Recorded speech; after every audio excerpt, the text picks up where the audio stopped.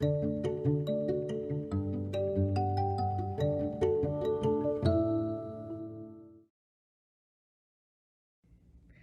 everyone. Thank you for joining us for this session of Spokane Public Schools Keep Learning series for literacy. Today's lesson is for third graders and anyone else who would like to join. My name is Sharon Withrow, and I am an instructional coach at Bemis Elementary in Spokane Public Schools. I get to be your teacher for our lesson today, and I'm so glad that you are joining me. If you didn't see our previous lessons, you can find them on the KSPS website. You can still tune in today if you haven't seen the others. Today, we will be reading this story, Sarah, Plain and Tall, by Patricia McLaughlin. Our lesson will be about point of view. For today's lesson, you will need a piece of paper and a writing tool.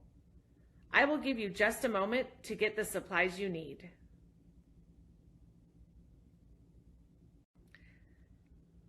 Let's get started. Readers, today our focus is point of view. The point of view is the author's message. It can be reflected through the actions, words, thoughts, feelings of the story's characters or the narrator. As a reader, we have our own point of view about what happens in a story. But you might be wondering, what is point of view? Readers, we all have thoughts and ideas about things in the world and things that we experience, and we each come to it with our own information and ideas. The point of view in the text is showing us how the characters or the narrator feels about what's happening in the text. We are able to use our own information to decide if we feel the same way or if we see it differently. That means, do we agree with the characters, or do we think that they should handle things in a different way? As we read today, we're going to be thinking about that for some of the characters in the text. Readers, today we are going to be focusing on the point of view of 3 different characters around one idea or question. The question that we're going to think about is, will Sarah stay with the Whittier family? Throughout the text, we'll be stopping and taking notes about each character's thoughts, feelings, and ideas about this particular question or idea. I'm going to show you how to get our paper prepared for our notes. The first thing I need you to do is fold it into thirds. The easiest way to do that is take each edge and fold it in towards the middle. When you open it up, it should look like this. Now, I would like you to draw a line across the top so we can label our columns. Here's the characters' names that we need to write down: Anna, Caleb, and Sarah. Let's begin our story. Sarah, Plain and Tall, by Patricia McLaughlin, illustrated by Alexandra Wallner. Readers, the story we're reading today is an excerpt. An excerpt is a small section pulled from a larger story or book. Because we are jumping in kind of in the middle, the author has given us a brief introduction to let us know what's been happening in the story. Anna Whiting lives on a farm on the prairie with her father and her younger brother Caleb. Caleb likes to hear about Mama, who died soon after he was born and who loved to sing. One night, Papa tells the children he has put an advertisement in the newspaper for a wife. Their neighbor's new wife, Maggie, had come in an answer to an advertisement. Papa reads the letter he has received from Sarah, who lives with her brother near the sea in Maine. Papa, Anna, and Caleb write letters to Sarah. They find out that she has a cat named Seal and that she sings. Now, Sarah is coming for a month's visit to see how it is. Sarah came in the spring. She came through green grass fields that bloomed with Indian paintbrush, red and orange, and blue-eyed grass. Papa got up early for the long day's trip to the train and back. He had brushed his hair so slick and shiny that Caleb laughed. He wore a clean blue shirt and a belt instead of suspenders. He fed and watered the horses, talking to them as he hitched them up to the wagon. Old Bess, calm and kind, Jack, wild-eyed, reaching over to nip Bess on the neck. "Clear day, Bess," said Papa, rubbing her nose. "Settle down, Jack." He leaned his head on Jack. And then Papa drove off along the dirt road to fetch Sarah. Papa's new wife. Maybe our new mother. Gophers ran back and forth across the road, stopping to stand up and watch the wagon. Far off in a field, a woodchuck ate and listened.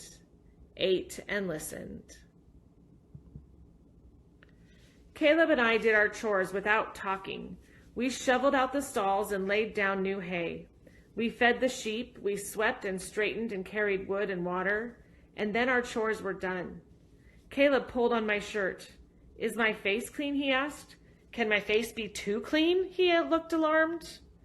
"No, your face is clean, but not too clean," I said. Caleb slipped his hand into mine as we stood on the porch watching the road. He was afraid. "Will she be nice?" he asked, "like Maggie?" "Sarah will be nice," I told him. "How far away is Maine?" he asked. "You know how far. Far away by the sea." "Will Sarah bring some sea?" he asked. "No, you cannot bring the sea." The sheep ran in the field, and far off the cows moved slowly to the pond like turtles. "Will she like us?" asked Caleb very softly. I watched a marsh hawk wheel down behind the barn. He looked up at me. "Of course she will like us," he answered his own question. "We are nice," he added, making me smile. We waited and watched. I rocked on the porch, and Caleb rolled a marble on the wood floor. Back and forth, back and forth. The marble was blue.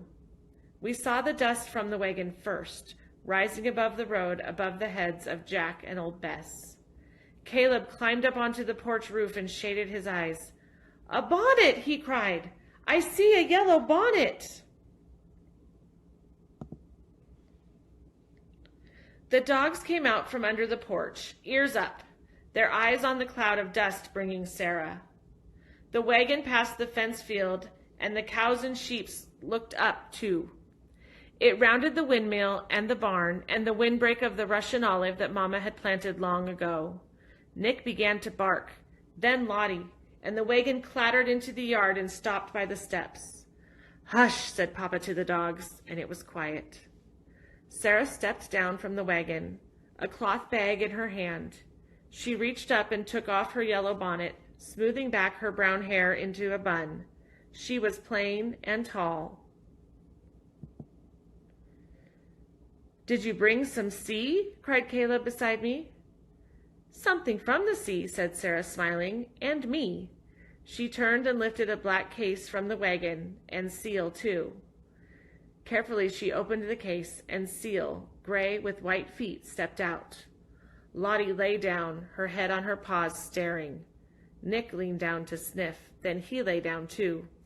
"The cat will be good in the barn," said Papa, "for mice." Sarah smiled. "She will be good in the house too." Sarah took Caleb's hand, then mine. Her hands were large and rough. She gave Caleb a shell, a moon snail she called it, that was curled and smelled of salt. "The gulls fly high and drop the shells on the rocks below," she told Caleb. "When the shell is broken, they eat what is inside." "That is very smart," said Caleb. "For you, Anna," said Sarah, "a sea stone." And she gave me the smoothest and widest stone I had ever seen. The sea washes over and over and around the stone, rolling it until it is round and perfect. "That is very smart too," said Caleb. He looked up at Sarah. "We do not have the sea here." Sarah turned and looked out over the plains. "No," she said, "there is no sea here, but the land rolls a little like the sea." My father did not see her look, but I did, and I knew that Caleb had seen it too. Sarah was not smiling. Sarah was already lonely. In a month's time, the preacher might come to marry Sarah and Papa, and a month was a long time. time enough for her to change her mind and leave us. Readers, I think I found one of my first clues about Sarah's point of view about staying with the family. Even though she's just arrived, we have gotten a little bit of information. Anna tells us that she notices that Sarah looks lonely as she looks across the prairie, and that it means she misses living by the sea. I'm going to record this on my chart, as you can see, and you can do the same. This way we can hold our thinking for later when we answer the question. Let's go on with the story. Papa took Sarah's bags inside, where her room was ready with a quilt on the bed and blue flax dried in the vase on the night table. Seal stretched and made a small cat sound. I watched her circle the dogs and sniff the air. Caleb came out and stood beside me. "When will we sing?" he whispered. I shook my head, turning the white stone over and over in my hand. I wished everything was as perfect as the stone. I wished that Papa and Caleb and I were perfect for Sarah. I wished we had a sea of our own. The dogs loved Sarah first. Lottie slept beside her bed, curled in a soft circle, and Nick leaned his face on the covers in the morning, watching for the first sign that Sarah was awake. No one knew where Seal slept. Seal was a roamer. Sarah's collection of shells sat on the windowsill. A scallop, she told us, picking up the shells one by one. A sea clam, an oyster, a razor clam, and a conch shell. If you put it to your ear, you can hear the sea. She put it to Caleb's ear, then mine. Papa listened too. Then Sarah listened once more, with a look so sad and far away that Caleb leaned against me. "At least Sarah can hear the sea," he whispered. Papa was quiet and shy with Sarah, and so was I. But Caleb talked to Sarah from morning until the light left the sky. "Where are you going?" he asked. "To do what?" "To pick flowers," said Sarah. "I'll hang some of them upside down and dry them so they'll keep some color. And we can have flowers all winter long." "I'll come too," cried Caleb. "Sarah said winter," he said to me. "That means Sarah will stay." Together we picked flowers, paintbrush and clover and prairie violets. There were buds on the wild roses that climbed up the paddock fence. "The roses will bloom in early summer," I told Sarah. I looked to see if she knew what I was thinking. Summer was when the wedding would be. Might be. Sarah and Papa's wedding. We hung the flowers from the ceiling in little bunches.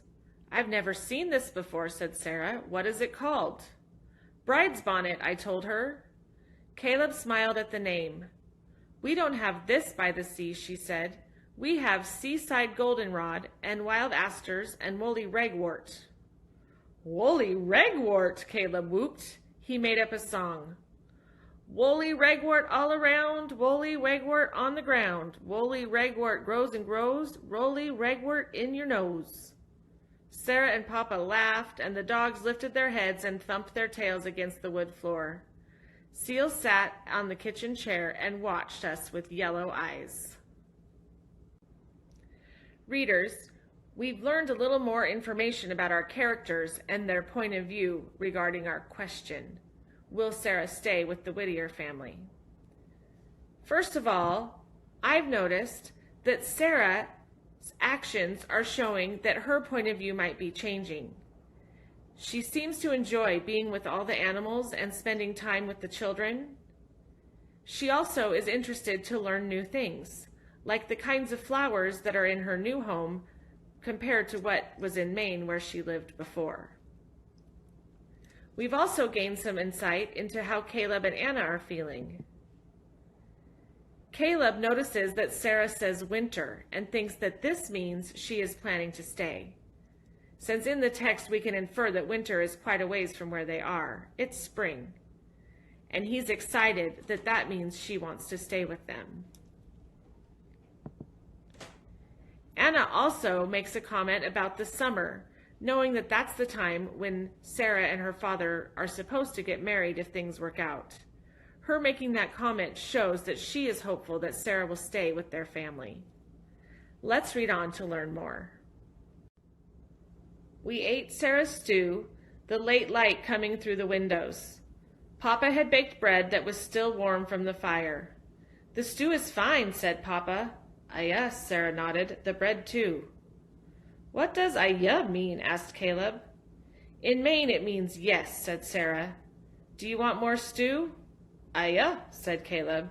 "Aye," echoed my father. After dinner, Sarah told us about William. "He has a gray and white boat named Kittiwake." She looked out at the window. "That is a small gull found way off the shore where William fishes. There are 3 aunts who live near us. They wear silk dresses and no shoes. You would love them."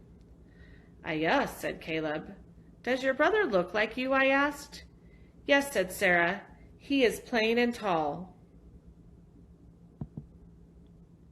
At dusk, Sarah cut Caleb's hair on the front steps, gathering his curls and scattering them on the fence and the ground. Seal batted some hair around the porch as the dogs watched. "Why?" asked Caleb. "For the birds," said Sarah. "They will use it for their nests. Later, we can look for nests of curls." "Sarah said later," Caleb whispered to me as we spread his hair about. "Sarah will stay." Sarah cut Papa's hair too. No one else saw, but I found him behind the barn tossing the pieces of hair into the wind for the birds. Sarah brushed my hair and tied it up in back with a rose velvet ribbon she had brought from Maine. She brushed hers long and free and tied it back too. As we stood side by side, looking into the mirror, I looked taller, like Sarah, and fair and thin, and with my hair pulled back, I looked a little like her daughter, Sarah's daughter. Readers, have you gotten any clues about our character's point of view from this section? I want you to think about that as we go to our recording sheet. And then it was time for singing. Sarah sang us a song we had never heard before as we sat on the porch. Insects buzzing in the dark, the rustle of cows in the grasses. It was called "Summer is a-Comin' In," and she taught it to us all, even Papa, who sang as if he had never stopped singing. "Summer is a-comin' in, lude sing cuckoo." "What is summer?" asked Caleb. He said it "soomer," the way Sarah had said it. "Summer," said Papa and Sarah at the same time. Caleb and I looked at each other. Summer was coming. Readers, we have come to the end of our story. There are a couple moments I would like to point out that reveal more about the character's point of view. In the story, we see that Anna and Sarah have a special moment together. Sarah is combing Anna's hair and ties a bow in it that she had brought with her from Maine. Anna even mentions that she feels like Sarah's daughter. This shows me Anna's point of view. She's hoping that Sarah will stay and be a part of her family. We also see a moment with Sarah singing and sharing about herself with the family. She teaches them a song of hers that she remembers from home, and it shows that she is happy being with them. Readers, I have one more job for you. Thinking about point of view and the notes we've taken, I would like you to answer this question. Do you think Sarah will stay with the Whittier family? And what evidence from the text would support your thinking? When we're done with the video, take a moment and write your response. I have enjoyed doing some literacy learning with you today. Thank you for joining me as we keep learning from home. I look forward to seeing you again for our next lesson on KSPS. Bye-bye.